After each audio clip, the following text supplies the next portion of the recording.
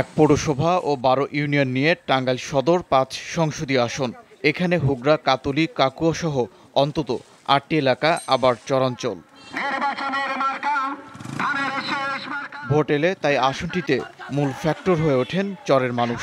তাদের ভোট পেতে মরিয়া প্রার্থীরা। চলছে বিরামহীন প্রচারণা, চষে বেড়াচ্ছেন অলিগলি।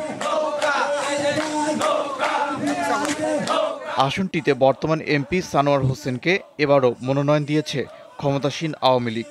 অসমাপ্ত কাজ শেষ করতে আবারও নৌকা প্রতীকে ভোট চাইছেন তিনি। চরের কাজ করেছি, চরের মানুষের সাথে মিশেছি, তাদের ভালোবাসা পাওয়ার জন্য চেষ্টা করেছি। বিশেষ করে তাদের যে প্রাণের দাবি বাঁধটি, সেই বাঁধটি কাজ অনেকাংশে আমরা সম্পূর্ণ করেছি। চরবাসীর ভাগ্য বদলের আশ্বাস দিয়ে গণসংযোগে ব্যস্ত বিএনপির প্রার্থীও। সারা টাঙ্গাইলের লোক, আমার নির্বাচনী এলাকার প্রত্যেকটা লোককেই আমি আমার ফ্যাক্টর মনে করি। চরাঞ্চল ঘরাঞ্চল আলাদা আমি কনসিডার করি না, একই সমান আমার কাছে।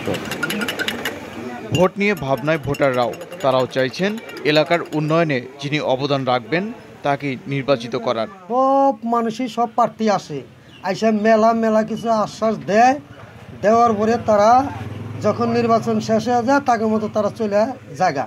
সুন্দর এবং ভালো প্রার্থী চাই, যাতে চরের কাজ করে এবং কি আমরা যাতে ভালোভাবে চলতে পারি, রাস্তাঘাট ভালো পাই। তো শান্ত যে ইলেকশন হবে সেটা আমরা চাই। ভোটের মাঠে আছে জাতীয় পার্টি সহ অন্য দলের প্রার্থীরাও। টাঙ্গাইল 5 আসনে মোট ভোটার 1,86,148 জন। ওবায়দুর রহমান, যমুনা নিউজ।